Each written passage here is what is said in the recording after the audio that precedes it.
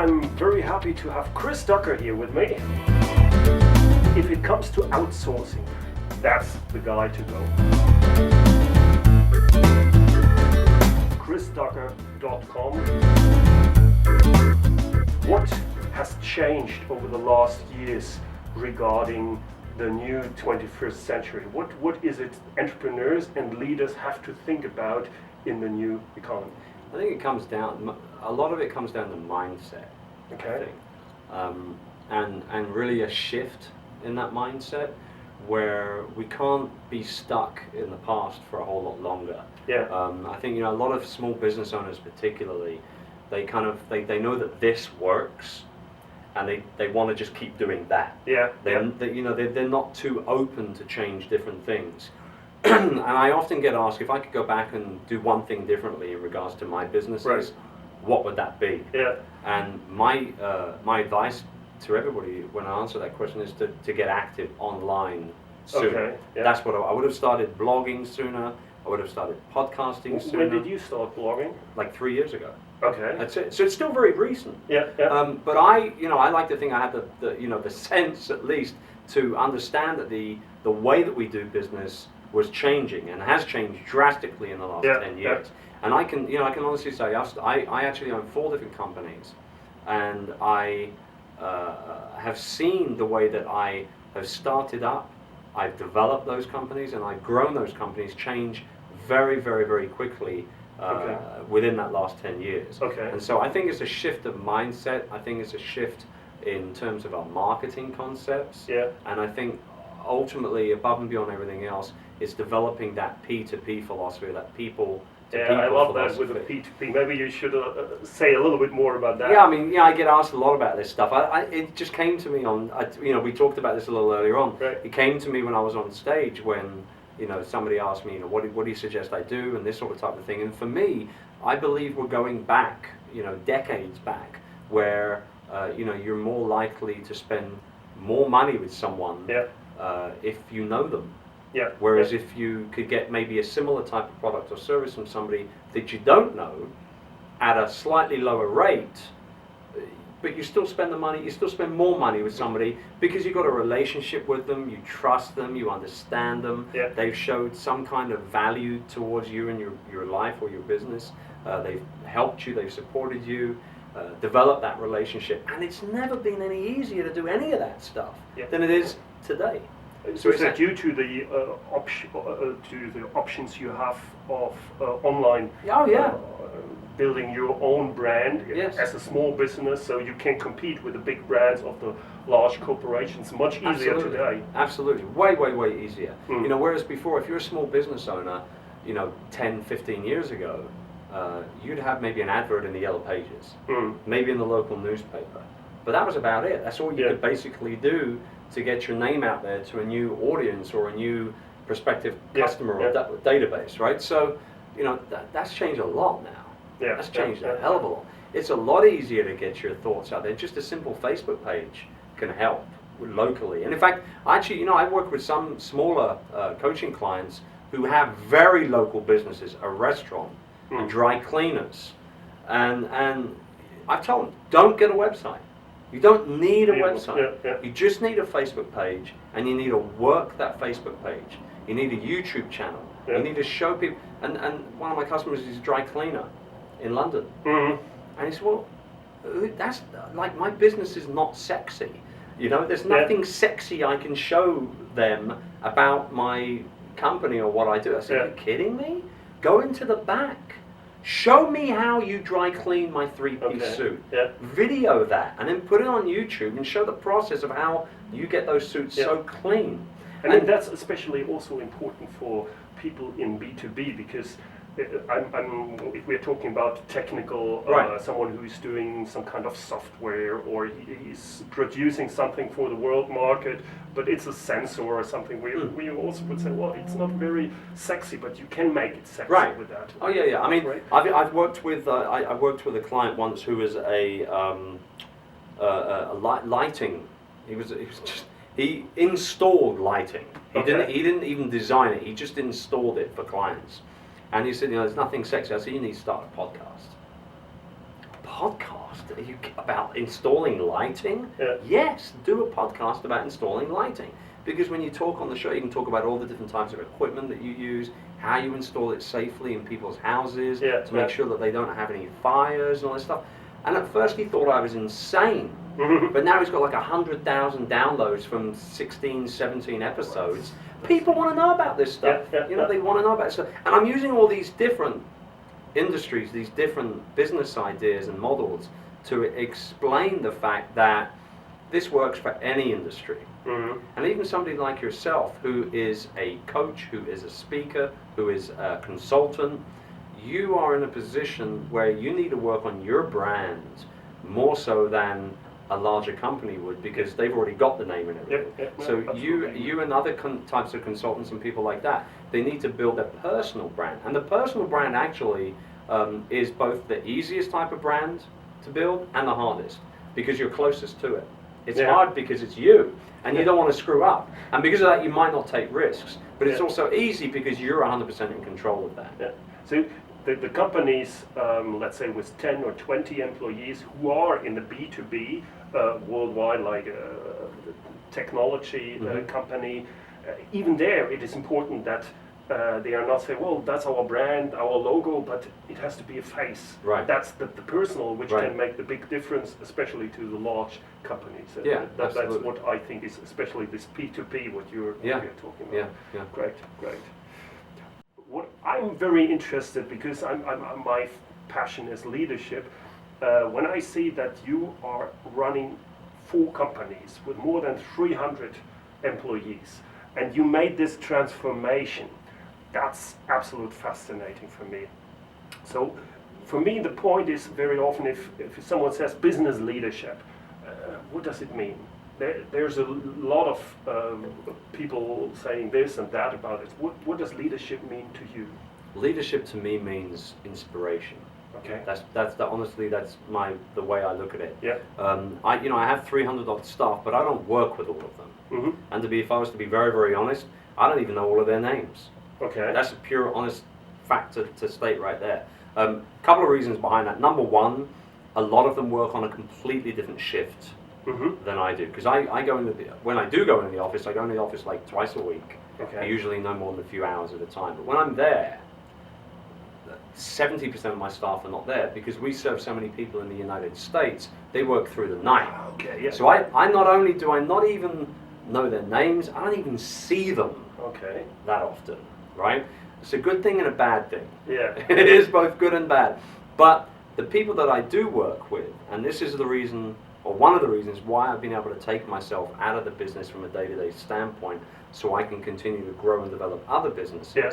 The people that I do work with, my management team, it's a team of about 8 or 9 people, and they're the people that I work closely with. Yeah. They're the people I developed. And so that's your managers who run them. And they go ahead and then manage everybody else. Really. And they're the ones that I inspire. That's what honestly, I gotta be honest, I'm not a great manager. I'll be the first to admit. I don't think that I'm the best manager of people, but what I can do is motivate the crap out of them. Okay. I mean, I'm a motivator. Like when you're done... Inspired. Yeah. Inspired. Oh yeah, when you're done in a 15, 20-minute meeting with me, if you're not fired up to go and do something, there's something wrong with you.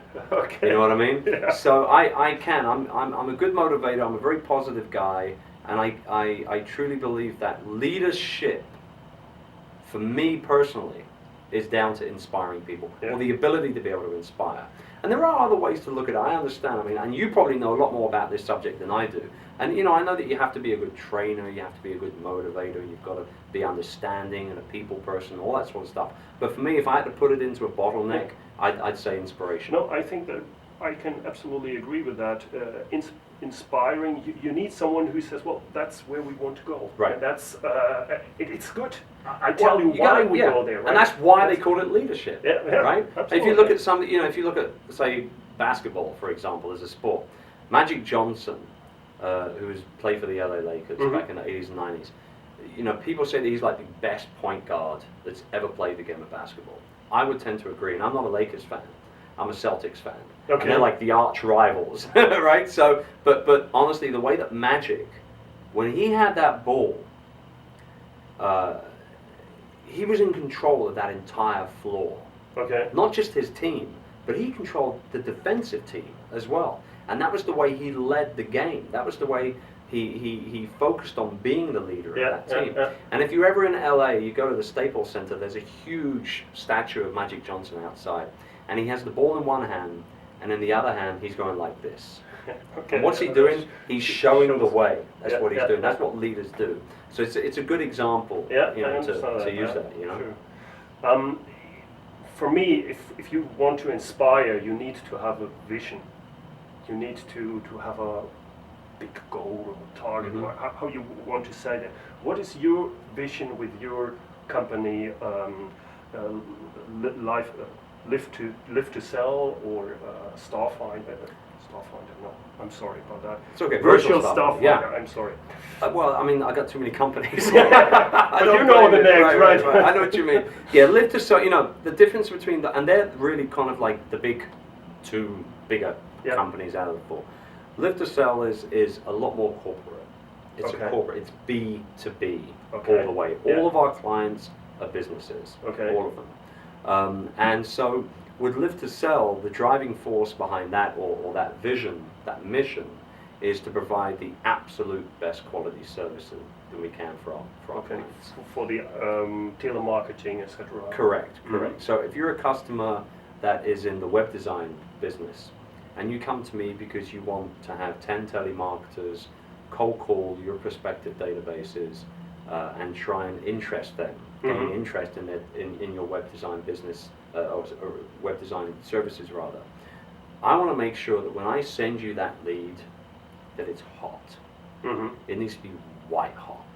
It needs to be to the point where when you get your sales guy to call that lead back a day later, 2 days later, whatever it is, that they're literally waiting for that phone call. Okay. They're waiting to hear from you. And the way we do that obviously is by crafting great scripts, by training our telemarketers properly and all that. But ultimately, it's about delivering great service with that particular business.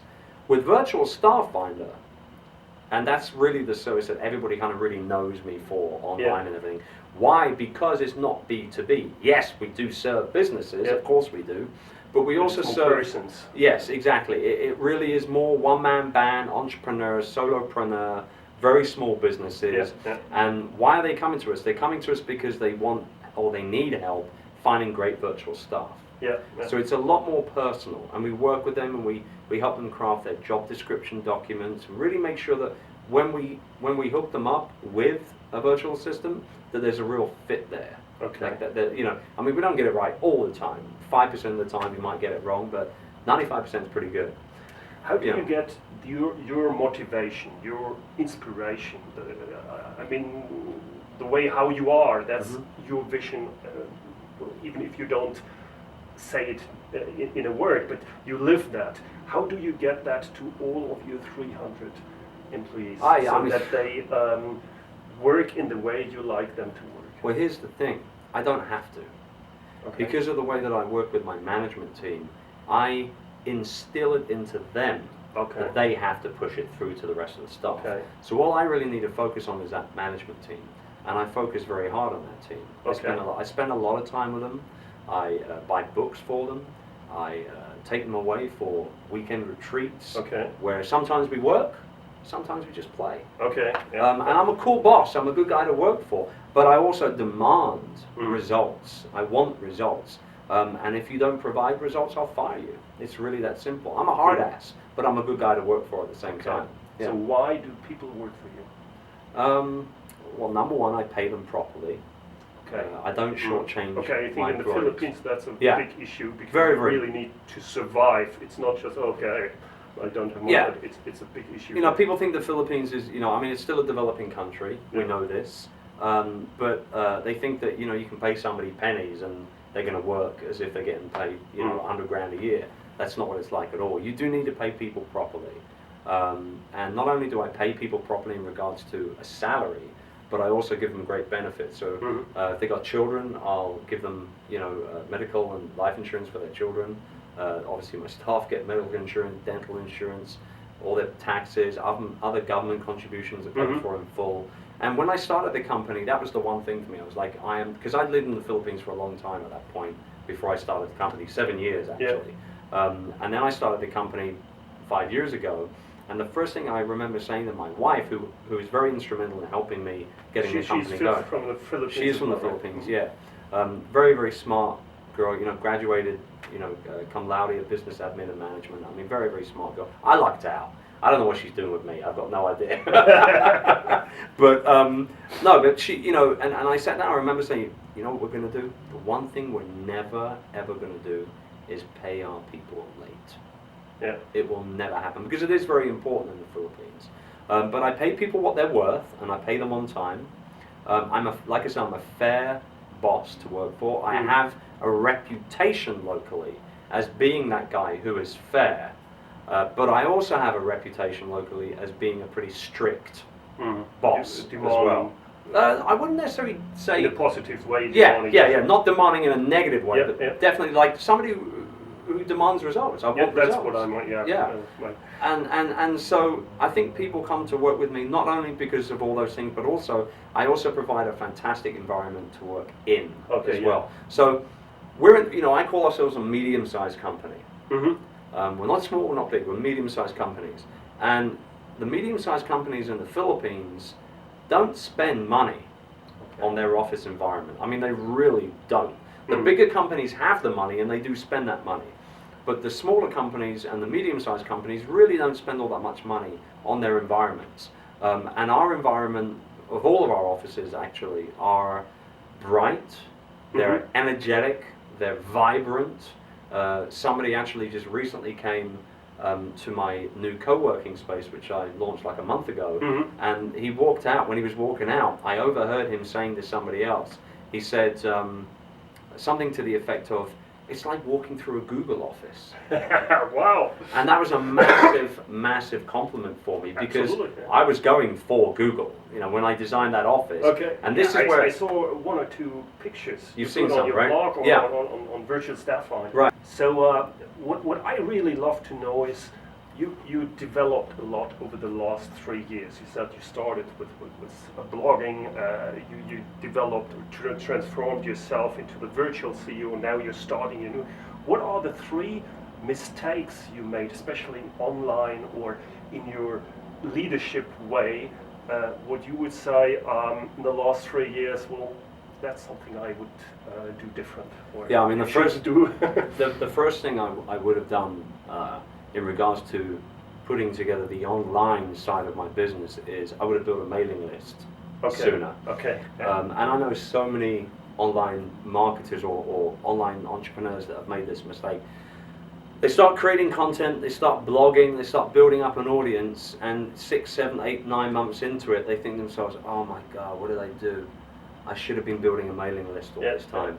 And then they eventually put an opt-in form on their website, or provide some way to be able to collect email addresses in some way, shape, or form. I didn't do that, and I mean, I don't know exactly how many subscribers I've missed out on, but I would have thought it would go into the thousands probably. And that it's a lot of email addresses. You can make some good money there. So that's really the first mistake I've made there. The other mistake I've made, and it's not really, I wouldn't call it necessarily a mistake, but I think this was going into learning process. Yeah, a learning process, and maybe going into the wrong direction to begin with, where what I was talking about was more along the lines of making that transition of working those 14-hour days and then kind of becoming a little bit more freer with my time and things like that. That was great. People loved that stuff. They ate it up. It enabled me to really grow my list fast and grow my following fast. But, like you said, back in August last year, I switched. To chrisducker.com. chrisducker.com. So now I'm focusing more on the personal brand rather than building up just a website or a resource. And I don't think I would really class it as a mistake of sorts. But when I look back on it, and I now look at my philosophy, that P2P philosophy, man, I wish I did it a couple of years earlier. I think I'd be in a slightly better position. Although, I'm happy with what I've achieved online, I think that would have been the second thing I would have done a little differently. And third, I don't know whether I would have done this differently, But in regards to podcasting, Yeah. I think what I did before. Maybe we should say you have a great podcast where you interviewed a lot of people. Yeah. From the online marketing area worldwide, really top names, and then I think it stopped. Yeah. No, I stopped it.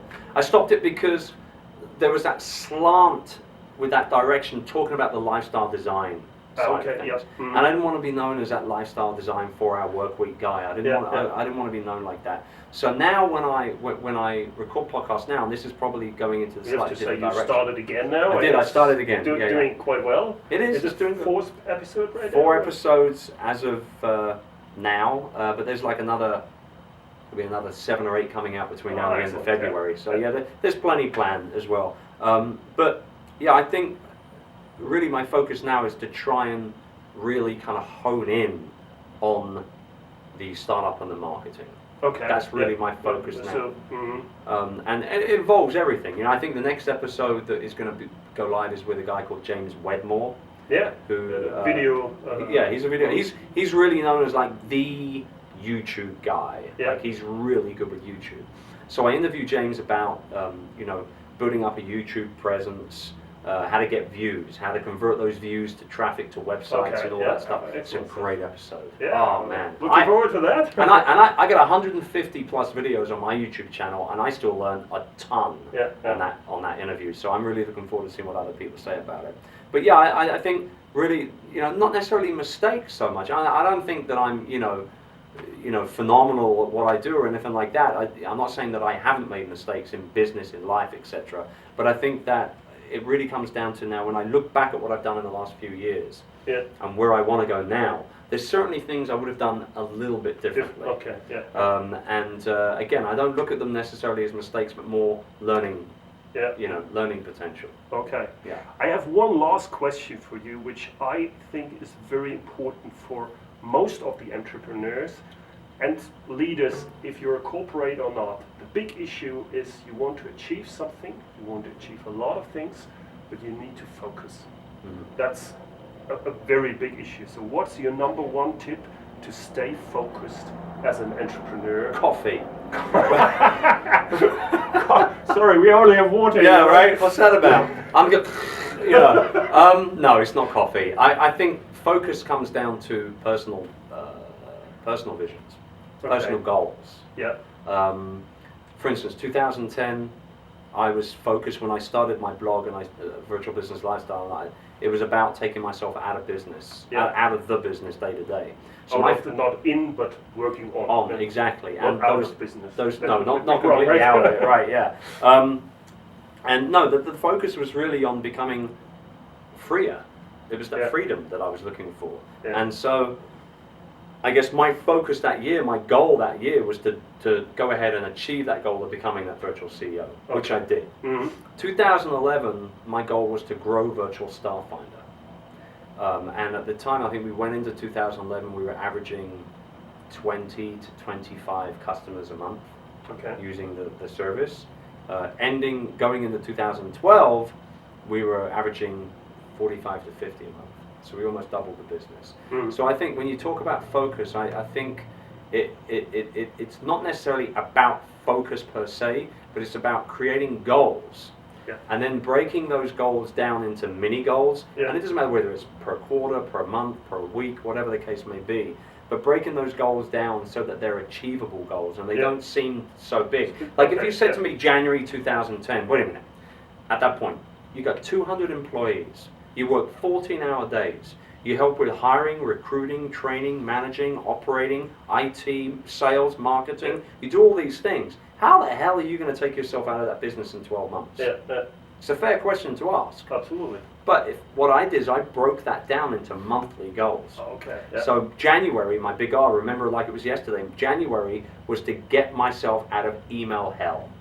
I was sitting in my inbox 6-7 hours a day because I was copied into all these internal emails, I was doing all these different things, so I went cold turkey. I literally went cold turkey. I sent one email to all of my department heads and I said, I don't want to get an email from you.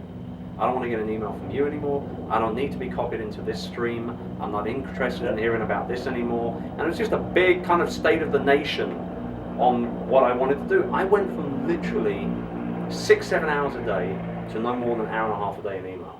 And was that transformation process, because email is a big issue Huge. for a lot of people, Yeah. when you're not copied any longer, was that, at least in the beginning, a strange feeling? I was freaking out. What's going on here? I mean, we talk about caffeine, you know, I was getting withdrawal symptoms. Yeah. I was like, what the hell do I do? Like, I've got all this spare time now, what do I do now? I mean, literally, and I was freaking out because I didn't know what was going on. Yeah, What's happening with recruitment? What happened last night with operations? God, I don't know. I went from getting daily reports to weekly reports to bi-weekly reports. Now I just get bi-weekly reports. And I know that my staff know me now better than they ever have. And they know if there is a problem, they can come to me. They can come to me. If there's a problem, they can come to me. But I don't want to hear about the everyday little pieces of crap that they have to deal with. That's what I'm paying them for. Yeah. And I'm frank with them. I say, I don't pay you to deal with your problems. Yeah. I pay you to deal with your problems, you know? Yeah, And that's really what, that's me instilling it. So vision, not so much. Focus, not so much. I think it really comes down to goals and then making sure that by hook or by crook, you achieve those goals. Yeah. And that's small where the focus amount comes of in. goals down to, let's say, per week or per day, to cut that down and only focus on this one. Make your whatever make it, works that's best. it, and then the next one. Okay. Yeah, Yep, whatever excellent. works best for you and that goal and your business and the way that you run and operate your business. You know, everyone's in completely different mindsets. The way that they run and develop their companies is completely different. You could even be in exactly the same industry, but because you're an individual, the way that you market and grow your business is totally different. And that's why some companies are more successful than others. Yeah. It really just comes down to doing what's best for you and your business. Chris, thanks a lot. It was a pleasure to have you My in that pleasure. interview. It's just great to talk to you.